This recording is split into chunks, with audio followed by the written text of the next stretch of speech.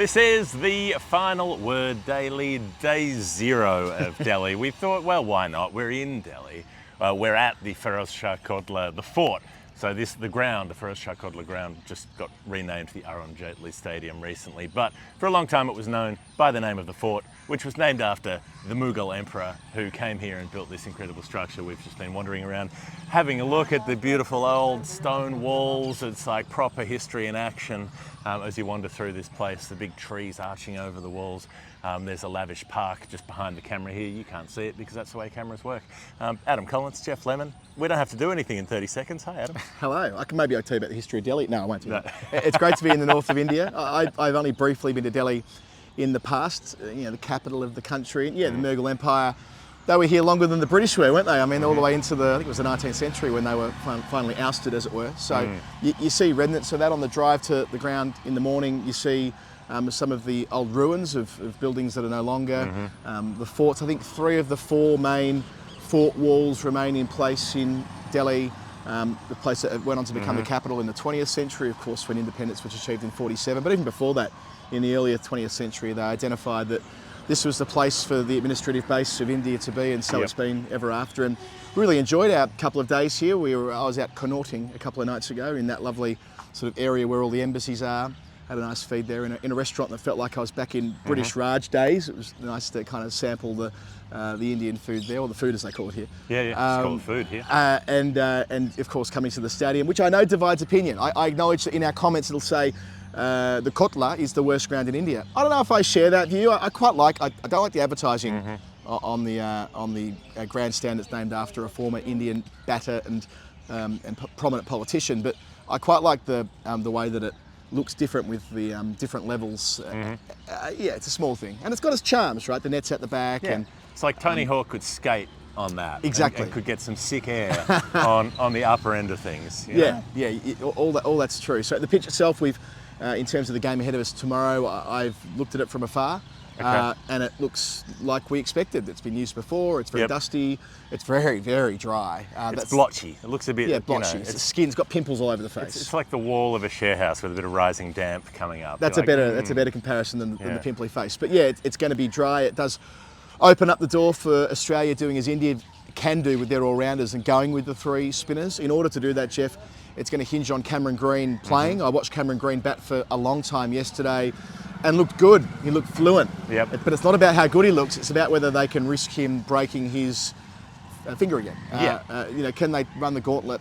Now, I would say, due to the lack of bounce here, they probably can. As one colleague made the point to me, it's more about the reverberations on cue ending balls if it does keep low. That might be what actually does something to the finger with several pins in it. So if he plays at 6, and Pat Cummins did his presser before I was at that, that does give them added flexibility to play 3 spinners, which they haven't done since 2017 at Chittagong. And if they do that, Jeff, Pat Cummins was clear that there kind of is no pecking order with Matt Kuhneman, who's flown over from Queensland, the left-arm orthodox, who's yet to play a test, or Ashton Agar, who's got a bit of experience, a lot of experience around Australian squads across the last decade, who was overlooked in favour of Todd Murphy last week. Well, I just don't think they're going to play Agar. He's got, whether it's his call or the coaching staff's call, or both of them, they've watched him in the nets and he's felt his bowling in the nets and felt that it isn't up to actually being able to hold up out in the middle. So I think if Green's fit, Kuhneman plays. If Green's not fit, they'll hope Stark is fit. If Green and Stark are not fit,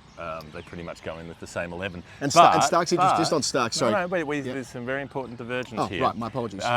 Because we're in Delhi and we're visiting Delhi, we're also telling people from Delhi to visit Victoria, where we're from, the state of Victoria, the city of Melbourne specifically, because our good friends at Visit Victoria, the campaign to get people to come and see us, have joined up with us for the rest of this series. So we are going to be telling you throughout the series about Melbourne, about why, in our humble opinion, it's the best city in the world, and why you should come and visit it. Did you know the #1 tourist destination for Indian tourists in Australia is the MCG? That's it. Better than the Harbour Bridge, better than the Opera House, better than the Barrier Reef. For other visitors, that tends to be what they visit.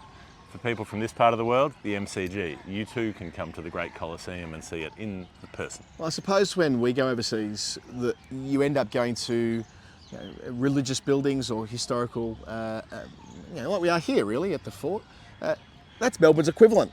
It is our, without overplaying the analogy, it is a religious experience of sorts for a lot of people going to the Melbourne Cricket Ground, which of course hosted the first Test match back in 1877, when you're purely looking at it through the prism of cricket, but also has hosted World Cup finals on a couple of occasions.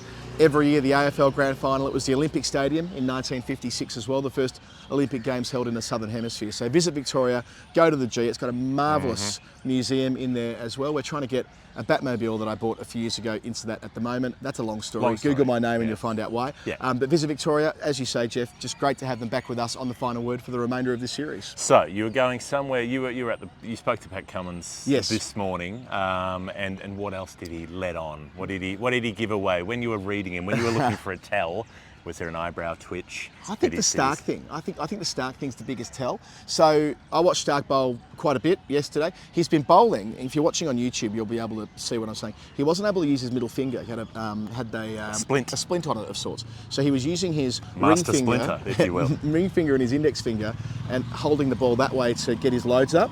But now he can hold the ball properly, and he had no problems when running through yesterday. He wasn't bowling to the Australian batters because the nets here don't have long enough run-ups for Stark to bowl in. So he was in the middle of the ground doing his thing for quite a long time, 2 lengthy spells, and he looked sharp to me. He looked unhappy with the hand. This was the thing. Like his run-up, he's happy in the bowling action, but it's the power of the ball coming out of the hand. I think he feels that finger is weak and he's not getting the push behind the ball that he needs to get to have it coming out right with the seam right. And to get the kind of pace that he usually It might end up being that if he's 90% fit, ordinarily Mitchell Stark would play. Like if what you're describing there, ordinarily I think they just roll with it. But here on this surface, which is going to spin for morning one, we know that, and the potential of going with the third spinner and Green doing the new ball job. Again, it all comes back, all roads lead back to Cameron Green, right? But if Green is fit and Stark is fit, the point I was going to make is that Cummins did open the door to still playing 3 spinners, even if they have all the experience of Mitchell Stark. He added that Stark's one of the best bowlers ever in these conditions, from an Australian perspective, and that's reasonable too. And the other debate, and Brat and I were talking about this a moment ago, spinners on debut in India, sometimes it works well, sometimes it goes horribly, horribly wrong. Kuhnemann will have a high bar to clear because they will go after him, and they'll be aided by their best player of spin, Shreyas Iyer. He's playing. He's back. He's playing. I saw Shreyas catching. Baby. He's doing slips catching practice next to Suryakumar Yadav. But just, again, body language, no doubt in my mind that he's recovered suitably from his back complaint. So he'll slot in, presumably replacing Suryakumar, and they'll keep the rest of the side that played and won so handsomely at Nagpur last week. But Shreyas Iyer, as we saw in Bangladesh over the Christmas period, just before Christmas, he was superb in those really challenging conditions. And if it does turn from early here, him down at number 5 will be a great security blanket if their top order don't fire. But we'll always have that 8, the Suryakumar Yadav 8 from Nagpur. The Quiney 9 and the SKY 8. Up there with the Quiney 9, the 8 of the sky. I mean, surely he'll be back. He'll probably be back in this series. There's always... the Indian cricket team loves a change. They do love to change an 11. Well, Kohli never had the same 11 from the moment he took over as captain. It took him like 50 test matches till he played the same 11 twice in a row. So, I mean, I know they've changed leadership since then, and Rohit Sharma might have a different perspective. But yeah, it's a historical marker for you there. Yeah, exactly. So there'll have to be some shifting around. Then there's always the chance of an injury, and all of the rest of it. However, there's no need for them to make any other changes. Why would they? They've got their 3 spinners who did the job. I mean, Akshar Patel didn't have to do much with the ball, but came through with them big time with the bat in Nagpur. So why would you change that up?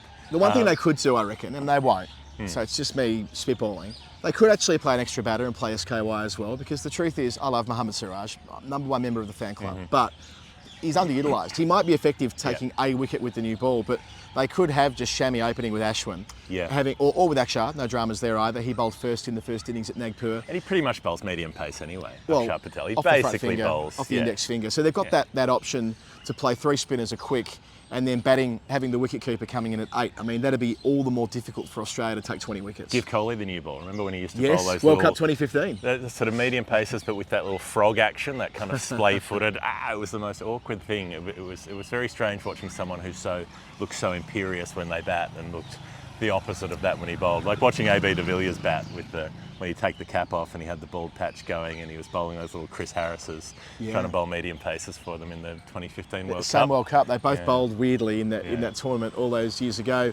The other thing, it means nothing, but everybody's bowling off spin in the nets with Australia yesterday. Labuschagne, Khawaja, Renshaw, they're all bowling offies. So I don't know whether that's a sign that they feel that finger spin's the way forward in these conditions, and preparing their batters to face finger spin, perhaps more the point. But well, if 2 off spinners took 8 wickets between them, then maybe 9 off spinners could take 10 wickets. There you go. It's all ahead of us. So I would say most What does likely. Alex Carey bowl? Off spin? I don't know. Hope he bowls off spin. I don't know. Practice your off spin. We have seen a wicket keeper. If you're curious about wicket keepers bowling for Australia, go back and look at the 93 Ashes. Australia's best average with the ball in that tour wasn't the leg spinner Shane Warne, it was the leg spinner Tim Zura, the backup keeper. The gloves are off. Who took about 20 wickets in that series. That might be an interesting factoid to leave you on. This has been the Final Word Daily. Day 0 here at Delhi. We're so happy to be in the Indian capital. Thanks to everybody who watched our live show last night with Saurabh Pant. I'm pretty sure you'll be able to watch that.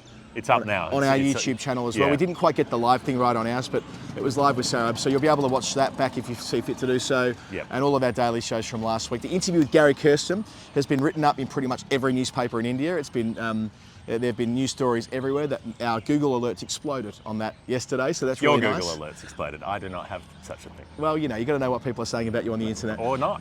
Or not. Well, it's best to know. I always think it's Different best philosophies. to know. We have different philosophies about these things. I'd rather not know anything about what's happening on the internet. I'm sure you Google your name occasionally. No. The point here is that Only if I forget it. Gary Kirsten, the interview with him, spoke about Sachin Tendulkar nearly quitting Test cricket around the time he took over and why he didn't. MS Dhoni and the fact that they have this bromance that endures to this day. Dhoni saying that Kirsten was the most important person to ever step into Indian cricket, and Kirsten having this deep affection for MSD and all that Indian dressing room, who went to #1 in the world rankings and won the World Cup in 2011. So you can watch that on YouTube or listen on the podcast feed. And lastly, if you really like what we're doing, you can support us on Patreon, patreon.com/The Final Word. That's how we're able to fund all of these trips that we make around the world, and we couldn't be more grateful to our friends across the cricketing world for supporting us, and indeed to Visit Victoria, who have also gotten on board for the next 3 Test matches. That is all of the housekeeping. Gary Kirsten loves MSD. I love MSG. Delicious. And all that stuff about it being bad for you, actually not true. It's all a myth. Don't worry. Enjoy some fried noodles. Everything's good. Right, that's it. Final Word Daily. We'll see you when the action starts tomorrow. See you tomorrow.